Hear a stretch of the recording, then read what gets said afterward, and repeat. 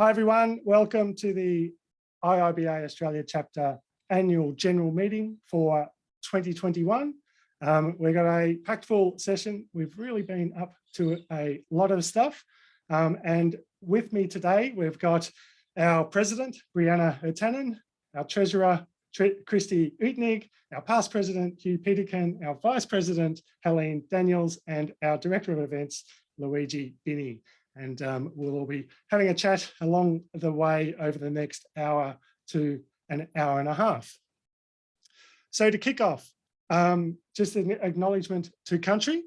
IIBA Australia acknowledges the traditional owners of country throughout Australia and recognise their continuing connection to land, waters and culture.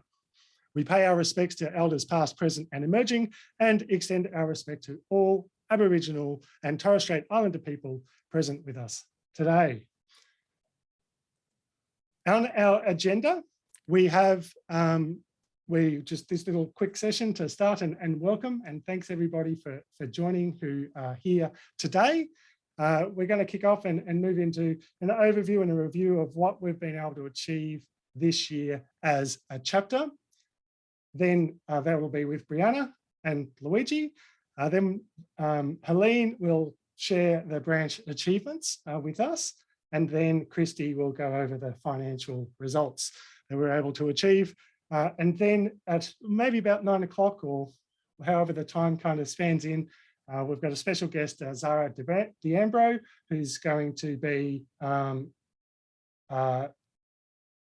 updating us with the results of the board nomination process.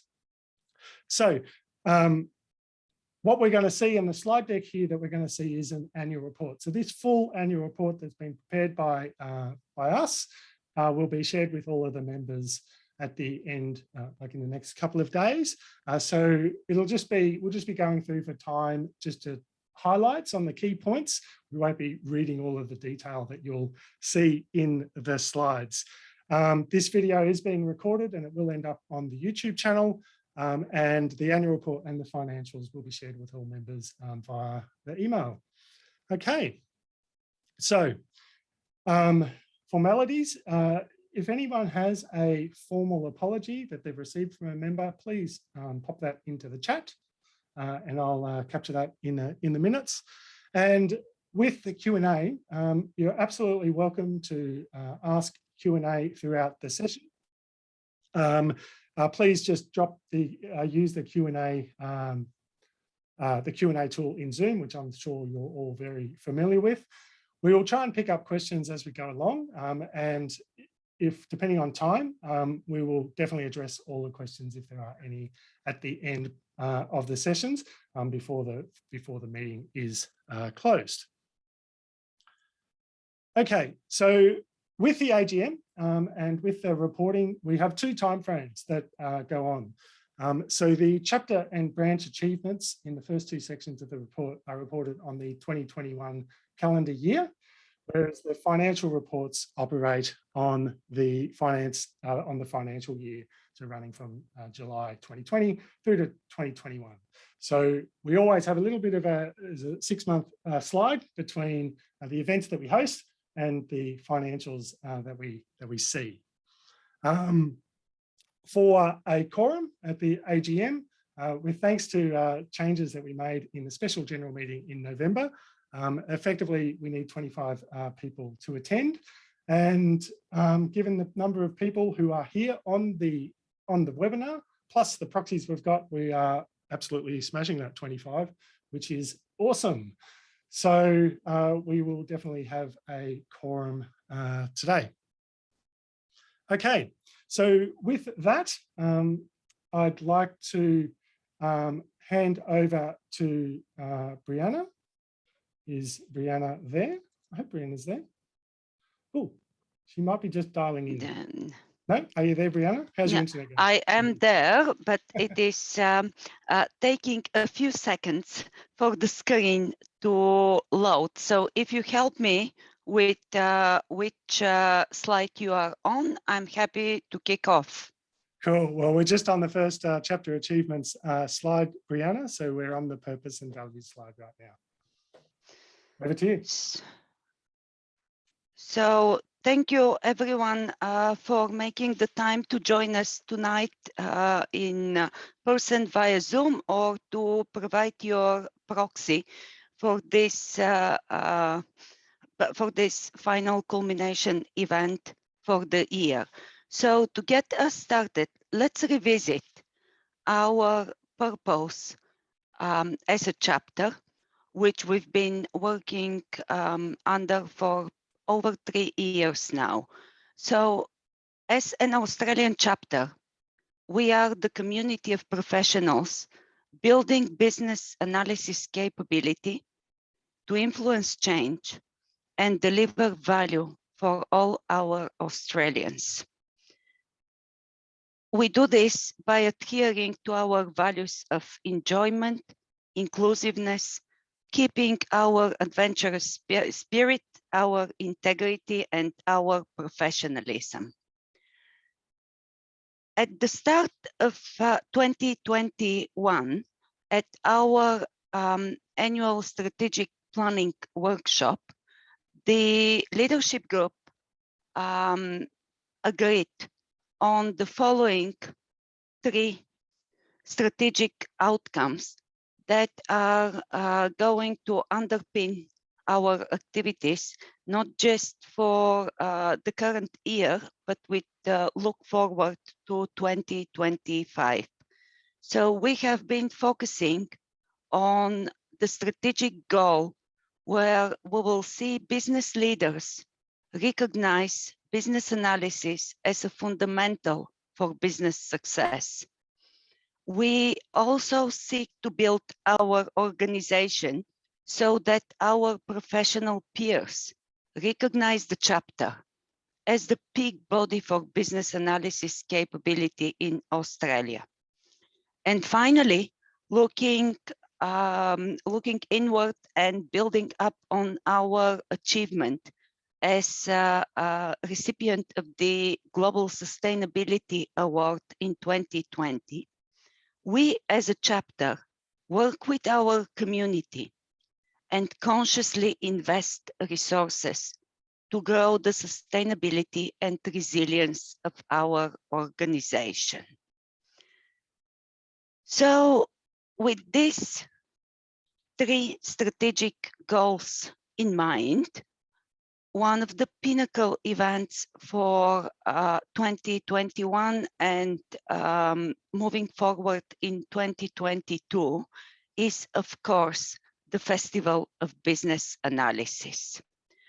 This is our major strategic initiative, and I would like to invite Luigi Bini, our events director, to give an overview and to speak about the major achievements which we noted in the past year. Luigi, over to you. Thanks, Brianna.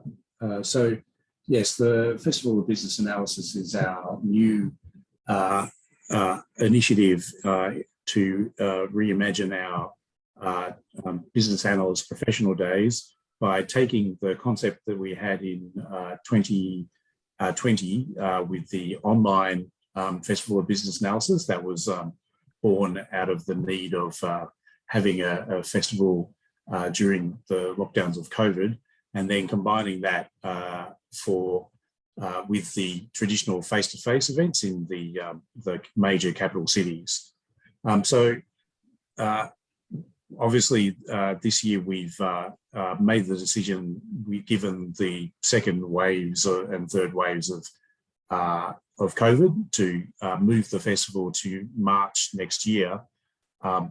And so we've pivoted from, but this has been with the support of our volunteers, but with, again, the support of our professional partner Conference Design. So the major changes in terms of this transformation has been that we're reimagining this business analysis professional day with both the online event component and the face-to-face events, supported by our professional partner, and it's also brought about that we're getting great support from our international global, as well as to cross-promote the festival itself. And it's led to also the other benefit that we've got this year is that now that we've got collaboration and coordination across all the chapter portfolios and branches, together with a sponsorship framework that's been put together by our sponsorship director, Gary Irons, we now have an integrated marketing calendar with a sponsorship framework backing up the event. Thanks, Brianna. Back to you. Oh, and just one last thing, we'd also like to thank our sponsors and call out Hudson, Bailey Abbott and Project Assures that are our platinum sponsors, the School of Business and Law at Edith Cowan, More Space for Light, Core Delta, Precision Sourcing and Presentation Boss, who are all of the great sponsors that we've gotten on board so far. Thanks, Brianna. So thank you, Luigi. Thank you, Carl. So that's on the screen is another major strategic initiative which came to fruition in 2021. So quite a few of you will remember that only a few weeks ago, we had a special general meeting to formalize the Harmonization Initiative. The story behind the Harmonization Initiative is a problem space that has been troubling and slowing down our activities for quite a few years. And with a lot of lobbying from our past and present leadership group, we actually were instrumental in sort of propagating, advocating the idea, and this idea is now a global reality. The membership is now harmonized. It went live on 4th of May. We did quite a lot of work behind the scenes to ensure that our constitution will be changed in accordance with the Australian law, as well as ensuring that our members are going to continue benefiting from all the best services that we offer globally and locally. And I would like to give special thanks here again to Hugh Peterkin and to Carl Sudholz, who were absolutely instrumental in moving this from an idea to reality this year. And as a result, we can see here the incredible quadruple growth in membership and the impact of harmonization by state. When we distribute the report for all our members, you will see a lot more detailed information, but at a snapshot, this is what you can see. It's been literally quadrupling the membership, and we are now acknowledging as members everyone who have been a chapter member in good standing at least once since 1st of January 2016. So nothing speaks more than this picture. So let's go back to the strategic outcomes which we defined and some highlights of the achievements which we worked on throughout the year. So obviously in 2021, we are experiencing probably the strongest demand for business analysis in living memory. We as a chapter have the highest number of corporate members per capita. And this is global achievement. As a chapter, we have an ongoing collaboration with a number of specialist recruitment companies. And you will remember them from the previous slide, and our platinum and golden partners. And chapter leaders had opportunities on several occasions to join and speak at corporate events and meetings, and especially at recruitment webinars such as the one organized by Hudson in August. And finally, one of the platinum global members, Combank, won this year the IIBA Corporate Award for Leadership Excellence in the practice of business analysis. There is no doubt that the ongoing engagement with the Australian chapter throughout our branches, with our events, professional days, and live connection were major contribution factor for the CBA leadership to reinvest and upgrade their membership to the top platinum tier.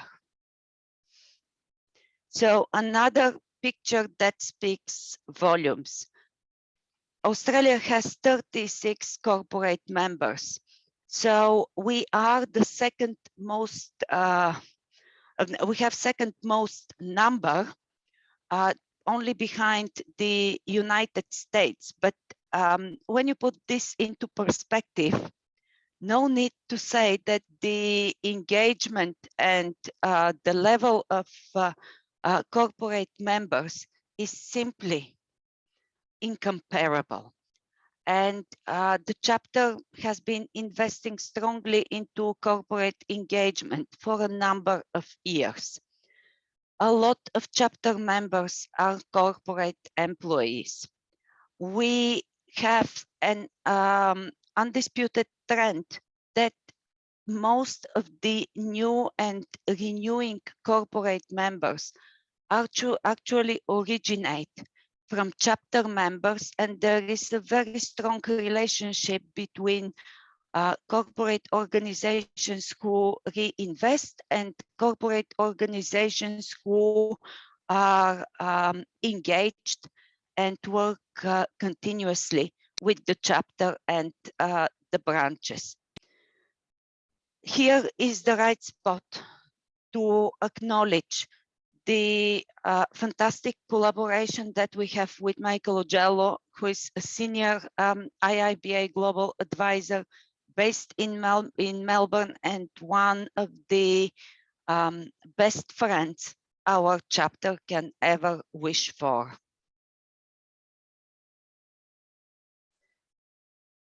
Moving to outcome around elevating our professional standing as a peak body for business analysis capability in Australia. We continuously invest in our education and certification support services. This year, we ran a major strategic initiative in the space of mentoring program Uplift. Even in the challenging times of yet another lockdown across so many states, we were able to conduct quite a few groups of mentoring cohorts. We've further established a strong network of mentors, and we have big plans for 2022. I would like to say special thank you in this space to Anastasia Golubova, who took leadership in this program throughout the year and worked very closely with Tim as our education and certification director. And Tim was busy during the year. So you see that we again delivered study groups that touched more than 200 participants. Amazing achievement when you put this in the context of the year we had. We not only continued to offer the services in the traditional branches with strong tradition like Sydney, Melbourne, Adelaide, Hobart, and Perth, but we also managed to re-establish the study group offering in Canberra. We officially launched the new business data analytics study group. The new national education calendar has been an absolute hit with members. And behind the scenes, there are so many activities that will come to fruition in 2022, like, for example, the revamped support packs for our facilitators, the new framework for product ownership analysis, where I'm very proud to say that 35 members with Australian domicile actually were in the pilot groups to conquer this new certification. So we also did quite a lot of work with our partners in conference design. We now have a regular new weekly newsletter. We launched the business analysis job board on the website. We are working on the academic engagement portfolio with the name at the helm. And we've already engaged with 8 universities across Australia. And Perth managed to run a joint event with Edith Cowan University. So I would say we are well on the path to become the chapter with most academic members as well. So finally, looking at our goal of maintaining our community and the sustainability and resilience of the organization. We now have a really great cadence with 5-year strategic planning framework. We have monthly updates. We are going to distribute this annual report to all members. The branch operations and volunteer engagement during COVID persevered, and we managed to stay in touch with our community. So in this period, and Helene as a vice president will have opportunity to talk more about that, but throughout this period, we managed to recruit 5 new branch chairs without having an empty period and vacancy and disruption to branch operations.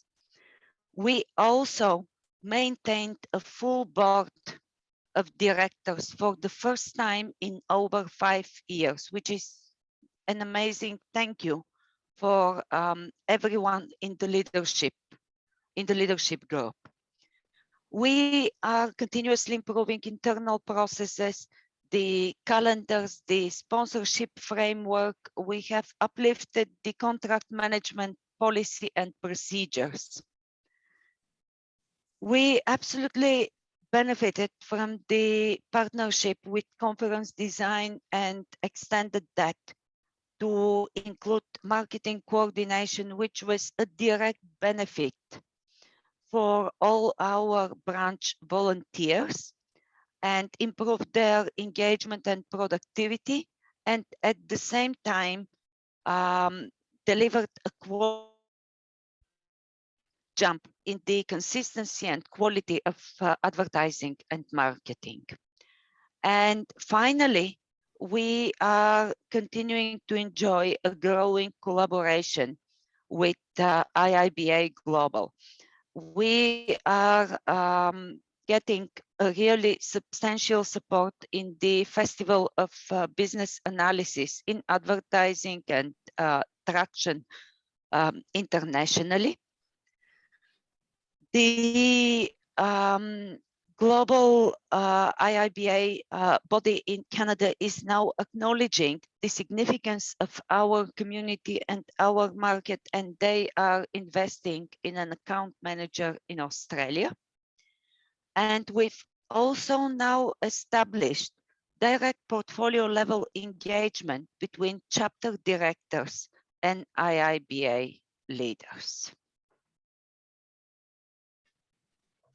So I think that this was it in sum. I can continue and talk maybe for another 30, 40, 50 minutes.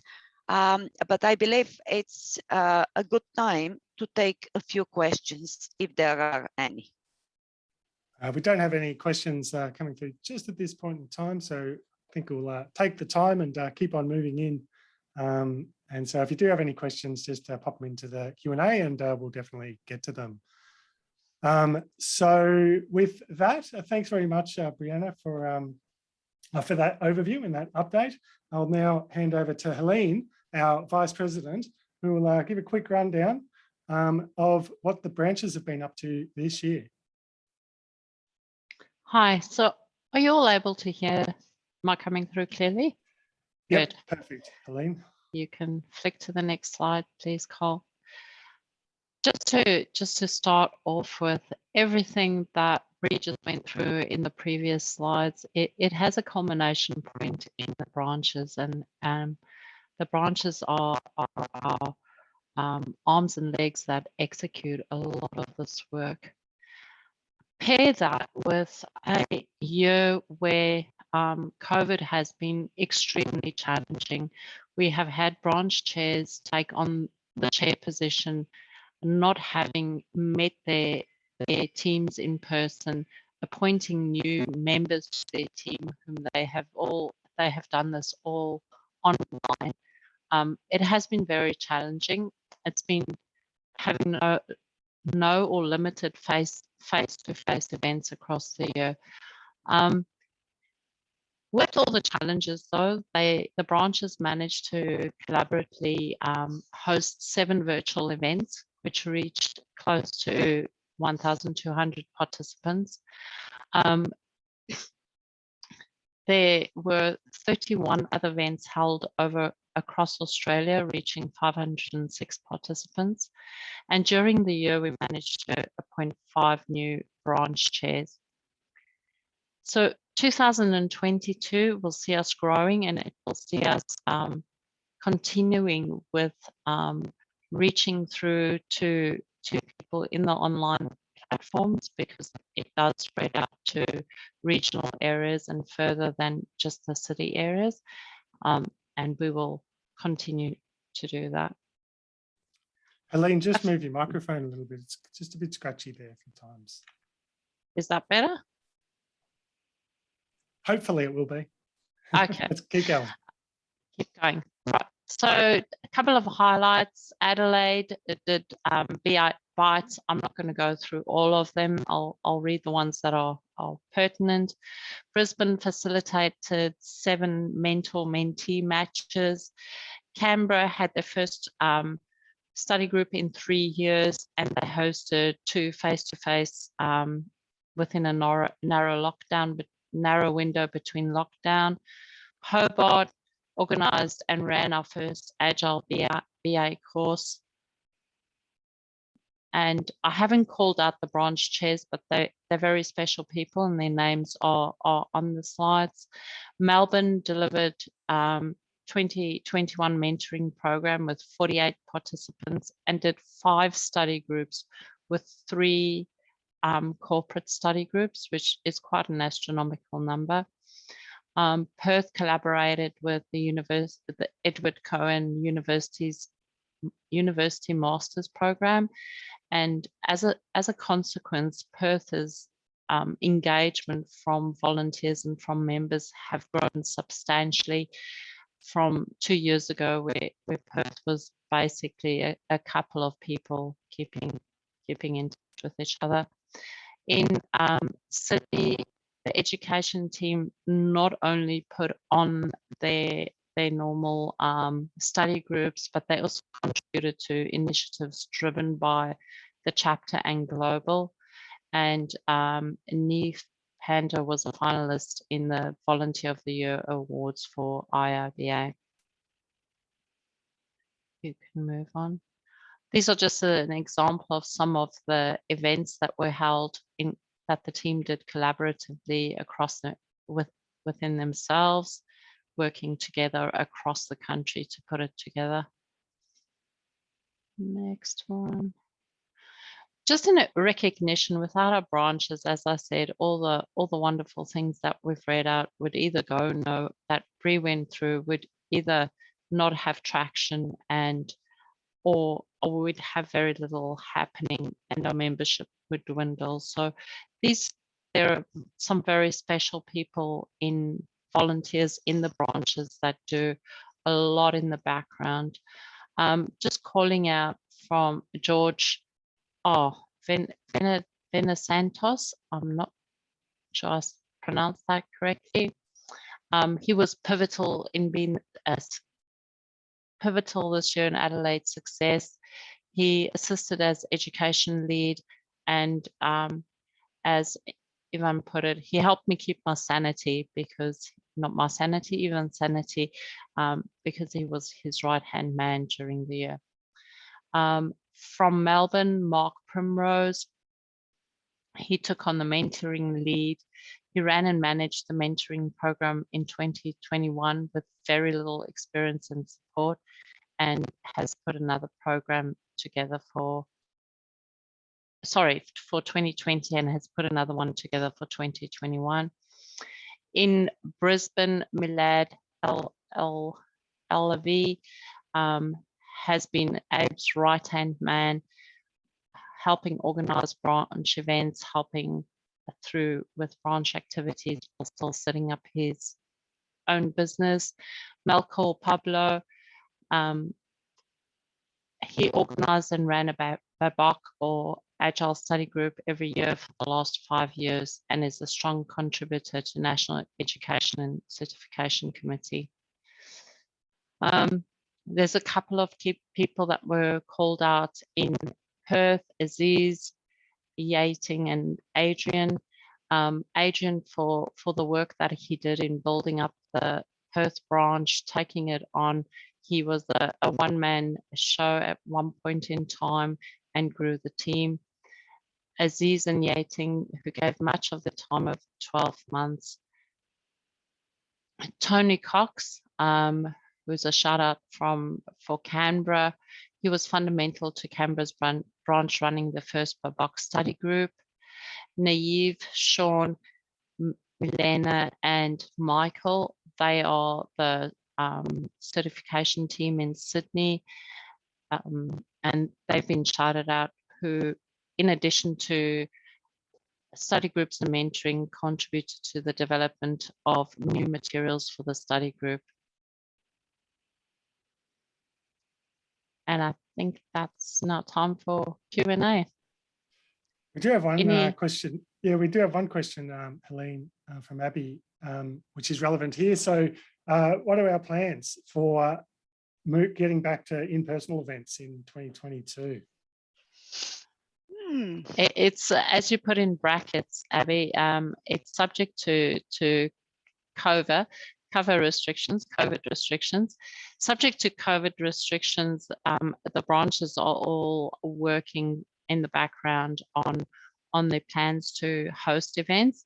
It's, I'd say, complicated and not easy with the new regulations coming out with double vaccination having to be recognised, having to do your scan in for COVID, which does mean the branches are working on face-to-face events, but probably we'll see a movement from events being at a company that has a venue available to perhaps a more venues that are able to manage all the COVID restrictions until we can see an ease off of that.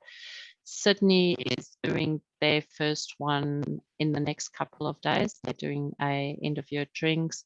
Perth is also doing a face-to-face end of year drinks. I believe Brisbane is also doing something in December. Melbourne plan a face-to-face for January. I may have forgotten a couple off the top of my head, but yep, we definitely have been working on it for the last 6 months, and every time we think we will start doing it, we take a step back.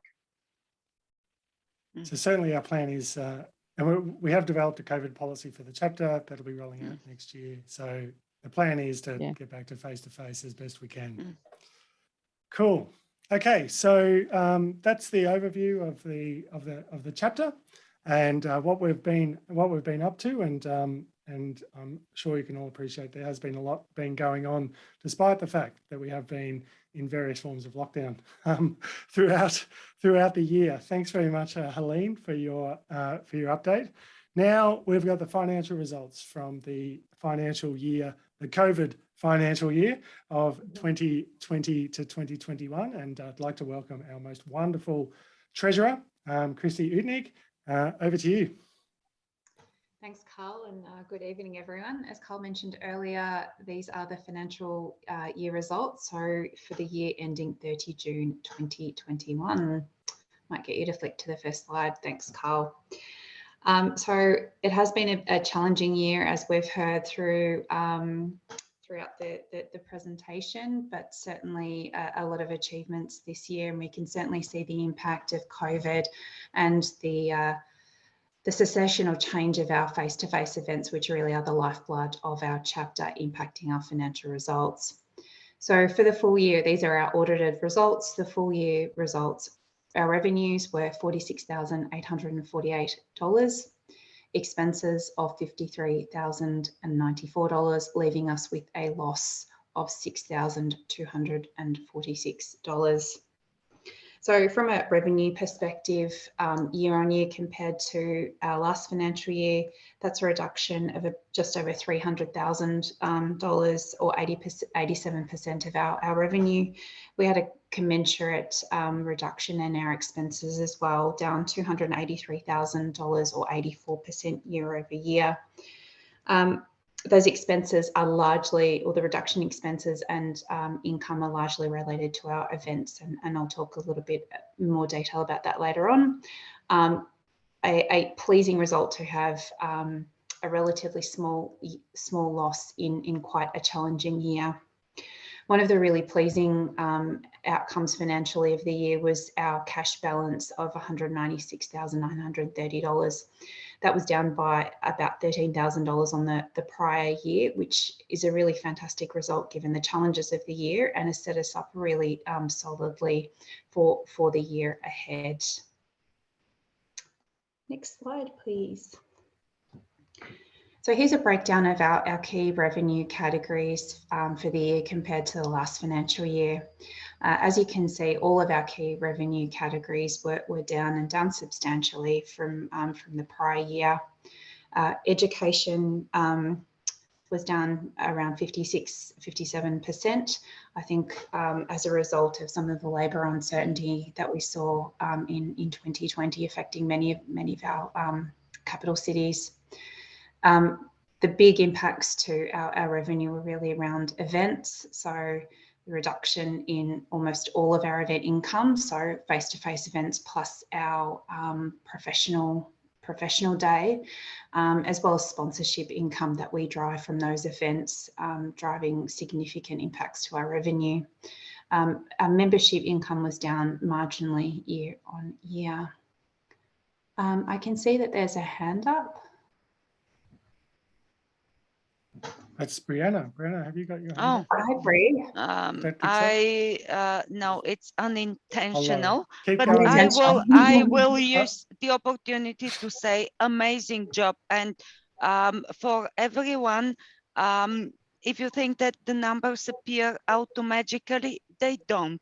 They are a product of improved process and amazing contribution from Christian. The fact that we can see this now at a glance is just something which was almost unthinkable a couple of years ago. So big thank you, Christy. Thanks, Bri. Keep on rolling. Yeah. Yeah, next slide.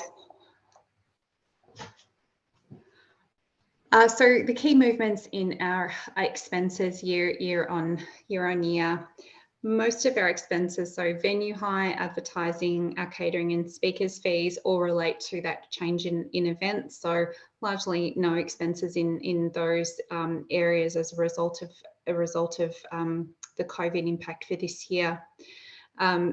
Interesting one is around our consulting fees. So there's a reduction year over year due to the cessation of the AG context contract from the prior financial year.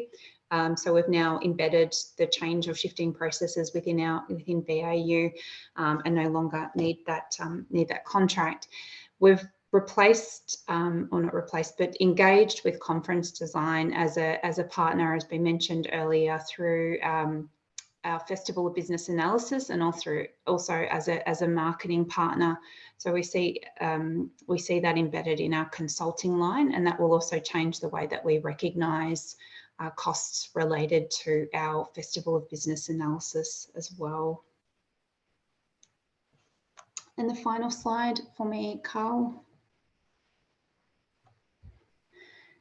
So to give you some broader insight into the impact of COVID, and particularly around our professional day and the relevance that it has financially on the chapter, we've talked about it having a substantial impact from an engagement perspective, but it's also a really important. It's really important financially to us as a chapter as well. So the moving events online and the shifting nature in the events in FY21. So almost 86% of our revenue reduction, so $260,000 was lost as a result of that shift last year, and a reduction in expenses by about $228,000, or 80% of our expenses are connected to our events. And so the annual conference is a material contributor to profit, and I've popped a table in there to show you the difference year over year. So we can see in 2018, income of around $159,000 from our professional day, so where we had our BAPD. That grew to close to $264,000 the following year, so $100,000 increase, and a profit of close to $47,000 to our bottom line. If you think just sort of going back to the overall performance of the chapter, we generated profit last year of around $5,000. So a single event or activity generating close to $50,000 of profit is a huge impact to the chapter.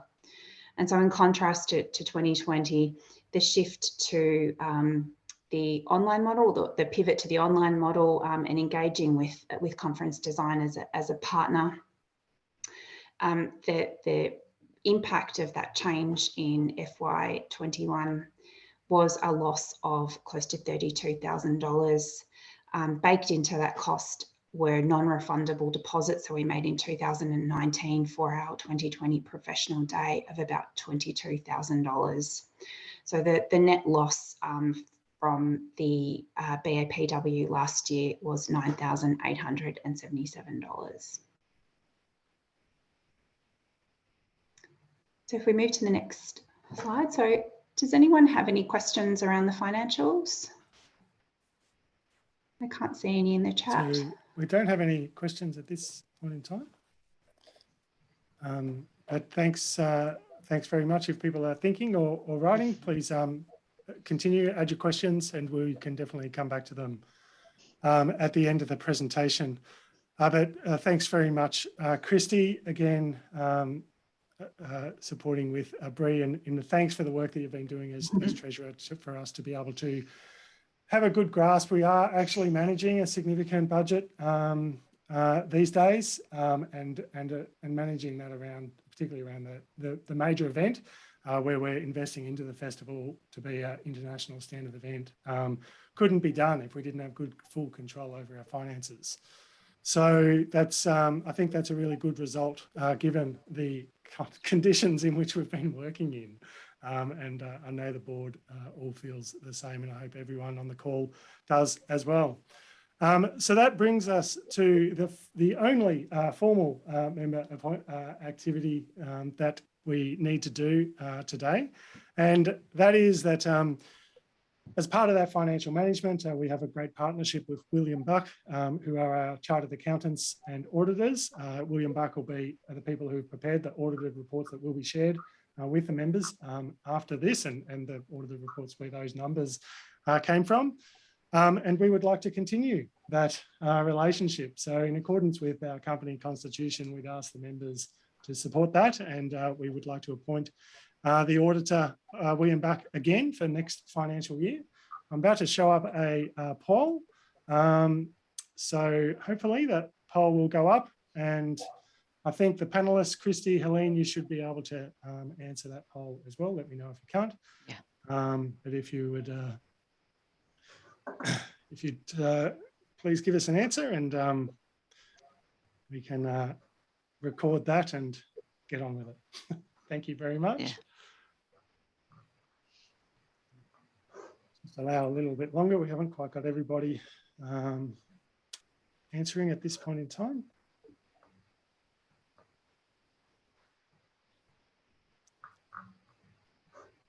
So we do have the poll up on the green on the Zoom screen. If you can't see it, click on the polls button on your Zoom panel. Still a couple outstanding. Just give it a bit more. We've been going for a minute. Okay. Looks like there's just a few people who are not around. So we'll just have to move on. That will do. Okay, very good. I can share the results. We've got a good result there, and with the proxies will be in that. So it looks like everyone's happy for us to continue on with that relationship. Thanks very much, everybody. Okay, so now we got to the final section of our AGM. We're running on good time here. So we got Brianna and Zara. Are you on the call there, Zara? Can you say hello? Yeah, can you hear me? Yeah, we can, and Yeah. we can see you. Fantastic. So Brianna, everybody knows, and Zara has joined us with from the Commonwealth Bank. Zara was invited and accepted to be our industry representative on the 2021 nominations committee, which oversees the board election process. Hugh Peterkin was the chair, and I'll get you to have a few words in a moment, Hugh, particularly reflecting on the board that was. And following on from Brianna. So Bri, this was the board that was, that we've had. Yeah. Over to you. So that's a little bit of a bittersweet moment because it was an amazing board, and it was a board that stayed with us for the entire year, which and not just stayed nominally, but stayed engaged, and we worked on all these initiatives and achievements that we shared earlier.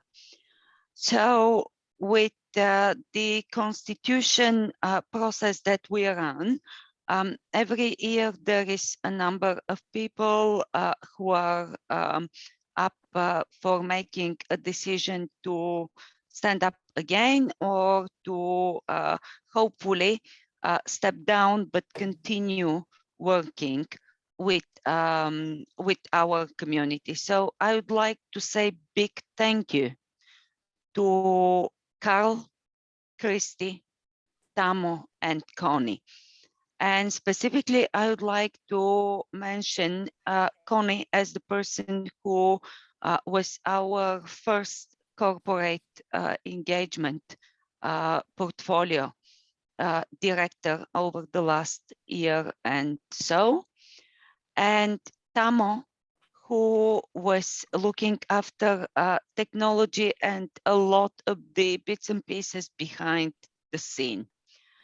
Carl obviously is the machine that kept us going, and with a lot of what we've seen so far is Carl's doing and Carl's contribution in the governance space and the build up on the Harmonization Initiative.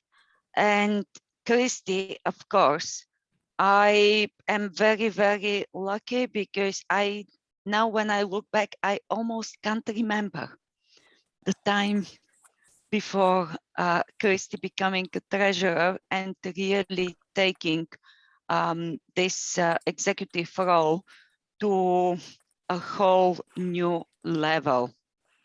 So thank you everyone for your contributions, and I really hope that for those who are stepping down, that you will stay close to our community, to our branches, and to the chapter. Thank you. Thanks, Bree. Before we go to Zara, Hugh, you were the chair of the nominations committee.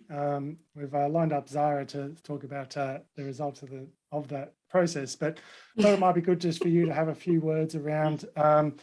You've been with the president, you've overseen the development of the board and been a big driver of that since 2017, 18.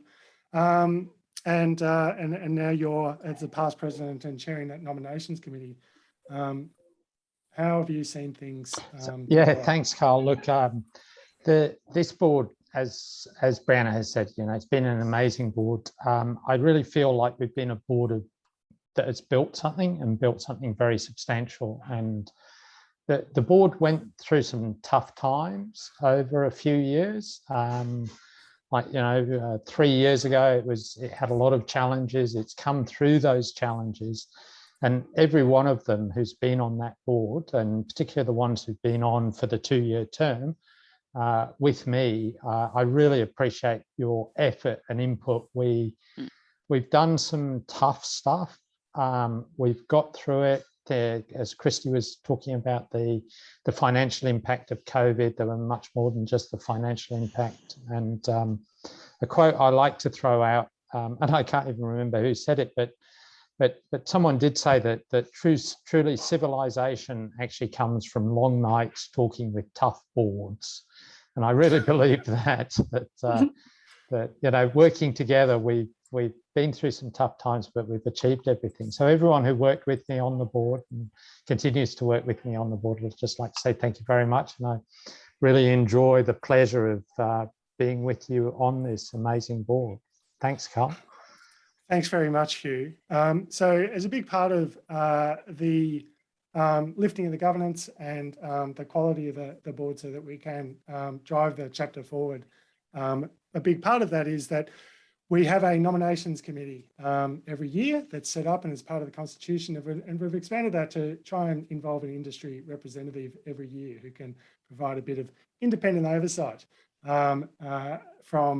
with that process. And this year we invited Zara D'Ambra, who's one of the BA leaders at the Commonwealth Bank in Melbourne.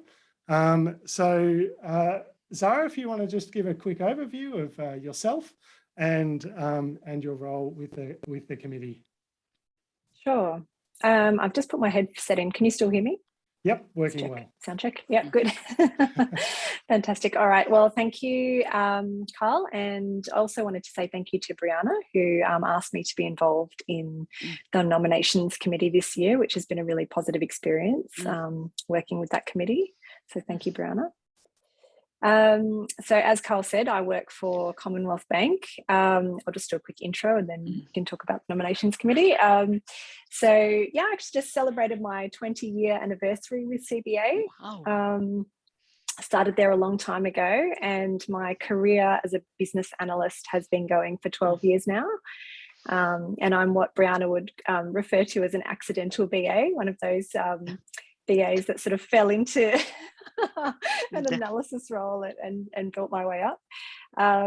So currently I am the chapter lead, the business analysis chapter lead for digital operations and technology at CBA.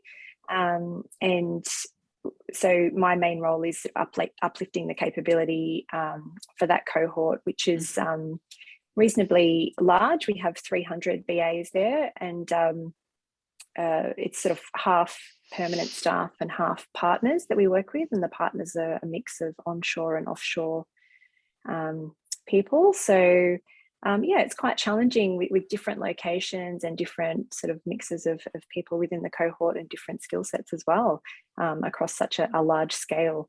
It can be quite challenging. And I know Brianna's worked at CBA as well, so she would understand. And then we're part of a sort of broader CBA chapter. And yeah, we did quite a lot of work with IIBA last year when I first took this role, around attending the professional week and running information sessions about study groups, and BA development planning. And yeah, it's been a really positive year for us in terms of connecting with IIBA. And just as a matter of interest, I am a mum to 2 boys, ages 6 and 8. So that keeps me pretty busy on the side. And I work part-time and remotely. So I'm living in Melbourne, and my role's up in Sydney. So you can imagine a lot of strict time management and organisation is required to do my job. All right. So I'll kick off with some info about the nominations committee. So obviously, being on a national board of directors for an ASIC registered company is a serious endeavour. The financial scale and broad reach of the chapter is significant. So the IIBA Australia chapter constitution says that when new directors are to be appointed, a nominating committee of up to 5 delegates must be formed. And that's to determine that the applicants conform with the rules and values and purpose of the chapter that are set out in that particular clause 24.1.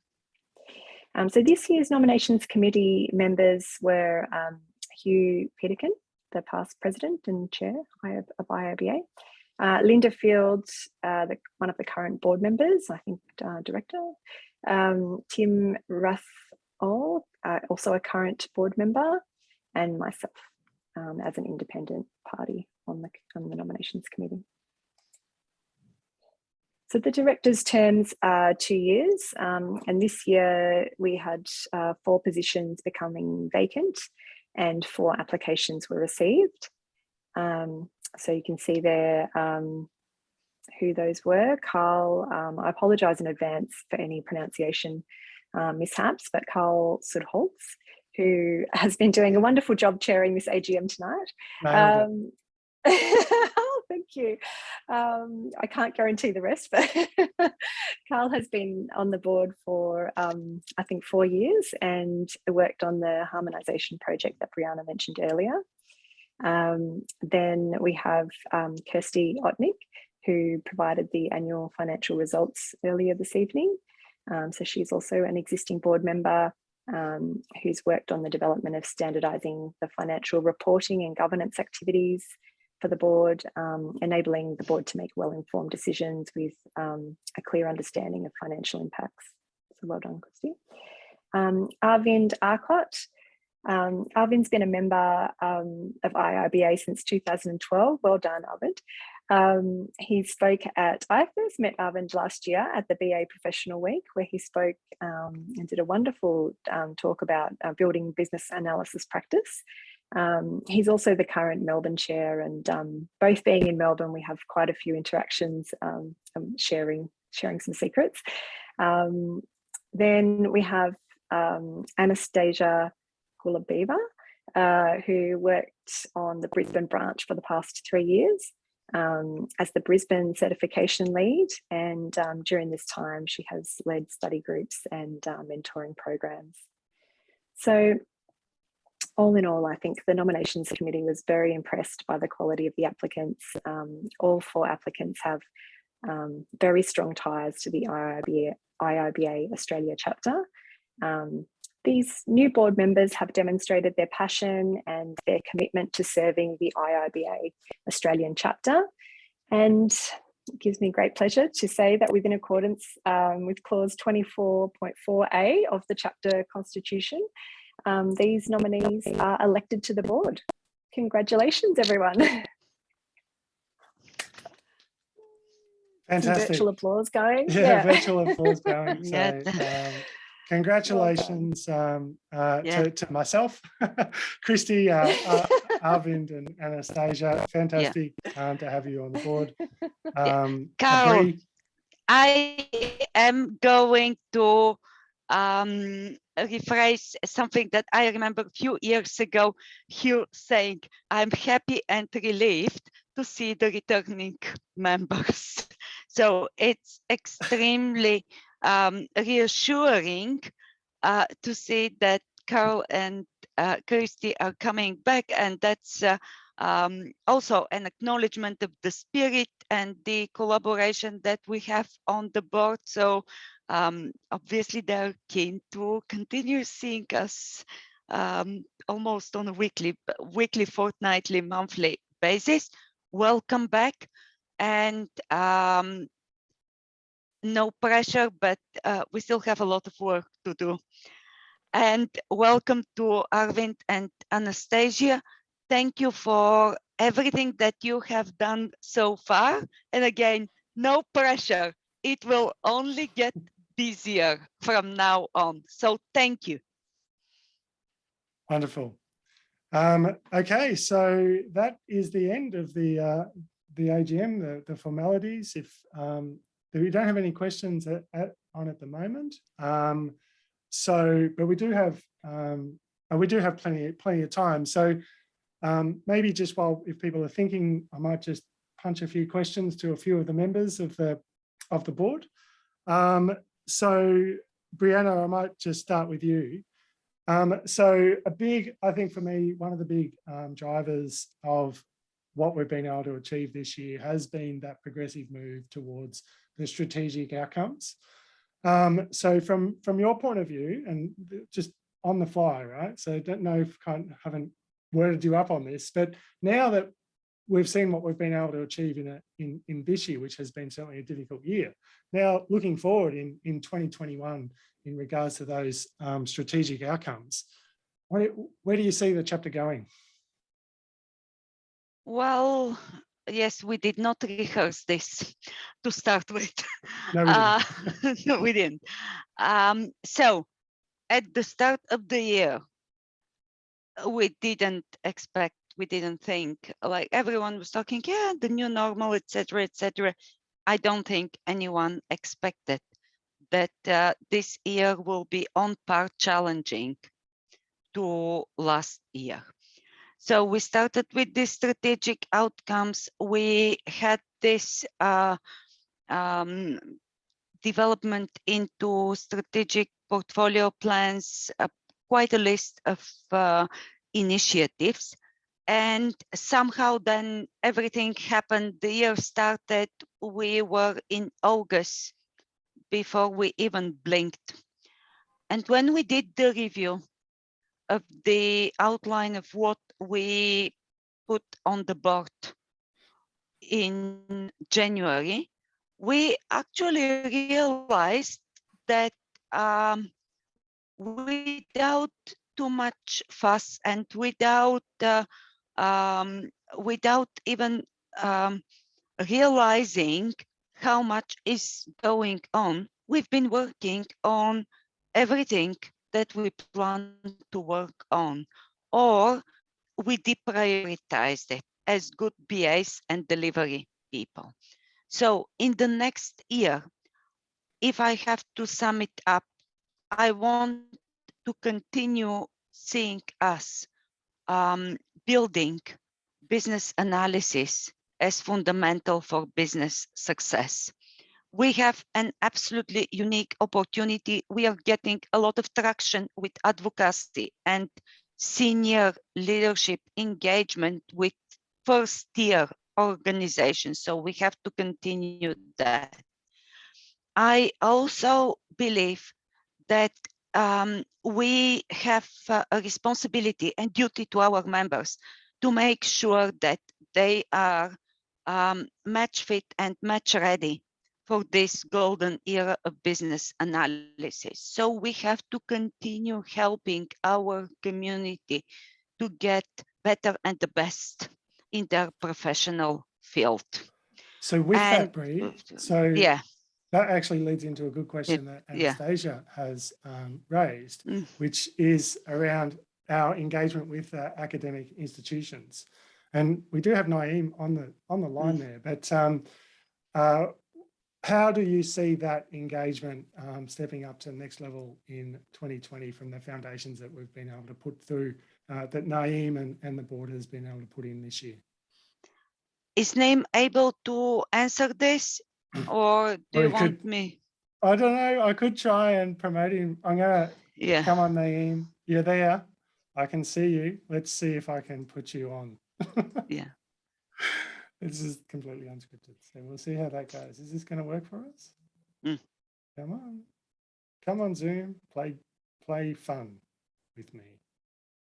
No, it's not liking it. Okay, so we will continue with the hard work, which basically means building up on the relationships, also acknowledging that our academic partners had hell of a year this year and last year. So a lot of the ideas and initiatives that we had very early on, unfortunately, had to be slowed down or postponed for a later date. So it's a lot of work. The good news is that, as you have seen from the report, we actually have engagement with 8 institutions across quite a few states. So the foundation is there, the branches are there. Naeem is with the board in 2022. So, and we are also going to have the support of the new IIBA Global Account Manager. So it is just a matter of coming up with a good plan and building up on what we've already planted. Okay, so we do have Naeem. He's been able to join us. Welcome. Thanks for this ad hoc Q&A, Naeem. You've been looking after the academic portfolio this year, and we've been able to achieve some good foundations. But looking forward to next year, how do you see it? Where do you see us going? Look, a couple of things we want to do. The first thing is that we already started a very good relationship with the global academic team. I'm catching up with them 5:30 in the morning once a month to understand what are some of the initiatives happening. So we are planning for a campaign actually early next year to promote academic activities, especially in the university market. So all the materials and marketing materials are already ready. We are actively trying to engage universities where we already have a relationship. So we have a strong relationship with the Melbourne University, University of New South Wales, Griffith, Queensland Technology University, and there are another 3 or 4 universities where we are actively in conversation to see how we can promote the academic activities there. The biggest challenge is people is not aware of what are the benefits of the academic program. So if you're not aware of what is the value you're going to get out of it, naturally, there's a little bit of confusion around what actually academic engagement can benefit us. So what we want to really do is take the advantage of our academic program and the corporate program and see whether we can create some unique opportunities where they can jointly do some activities to promote each other. So there's quite a bit of interest there. We want to promote IIBA, and there are some IIB authorized courses that's possible to offer through the university channel. So when a student will complete a subject, they will get a certification for IIBA. So that's something there. I had a chat with New South Wales and Melbourne branch chair earlier this year, and there's some ideas around doing some mentoring program for the students. Doing some study groups specifically, with the approach to customize the content, focusing on students' needs. And then there are a few other activities that we have in the planning stage. We are hoping that next year we can actually action all those ideas and get more traction with academic engagement in the market. Fantastic. Thanks very much for joining us, Naeem, on the fly there. That's really great, and really looking forward to working with you to drive the portfolio and all of the outcomes forward.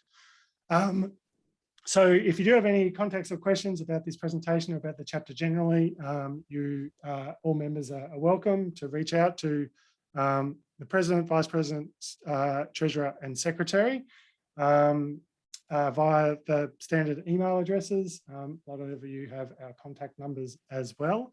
We're here in service of the members, so we encourage people to reach out to us. So that's it for the AGM. Bree, as the President, maybe I'll hand over to you for a quick farewell word, and we will thank everyone, and thanks for coming. So thank you indeed, everyone, for coming. This is the last serious event for this year. I would like to encourage everyone to keep an eye for the newsletters and the invitations for branch events, and it will be wonderful if we can connect and see each other face to face before the end of the year or early in 2022. And apart from that, thank you everyone for the hard work, because it's never going to get old, or it's never going to be too much saying thank you again to the leadership group in the board, and saying thank you to every single volunteer and person who's been with us as part of our community. I'm wishing you all a wonderful holiday period. I hope that you can all do whatever you have on your wish list, and I'm hoping to see you very early in 2022, and then all speed for the Festival of Business Analysis in March. Thank you. Thank you, everybody. That's the end of the meeting. See you online and in person next month and next year. Cheers. Thank you. Bye all. Thank you.